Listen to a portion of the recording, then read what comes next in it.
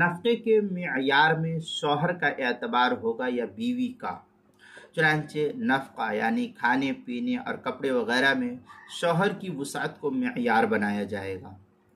اب اگر شوہر مالدار ہے تو اسی تناسب سے نفقہ واجب ہوگا اور نفقہ اسی تناسب سے واجب ہے، اور اگر شوہر تنگ دست ہے تو اسی کو ملحوظ رکھتے ہوئے اس کے نفقے کو متعین کیا جائے گا۔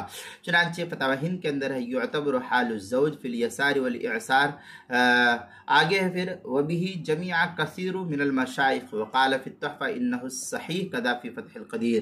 اس طریقے کی عبارت فتاوی ہندیہ کتاب الطلاق الباب التاسع عشر فی النفقات الفصل الاول جلد نمبر 1 صفحہ نمبر 548، جو پرانا چھپا ہوا نسخہ زکریا بک ڈیپو دیوبند کا ہے۔ در مختار مشامی کتاب الطلاق 5ویں جلد صفحہ 284، جو زکریا بک ڈیپو دیوبند کا ہندی نسخہ اس کے اندر ہے۔ جو کراچی کا چھپا ہوا نسخہ اس کی تیسری جلد صفحہ 574 پر اس کو نقل کیا ہے۔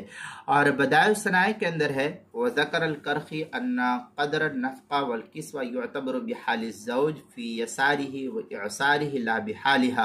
یہ بدائع الصنائع کی عبارت ہے کتاب النفقہ فصل فی بیان مقدار الواجب منہا، جلد نمبر 3 صفحہ نمبر 430 اور 431 پر نقل کیا اس کو، جو نعیمیہ بک ڈیپو دیوبند کا ہندی نسخہ ہے اس کے اندر۔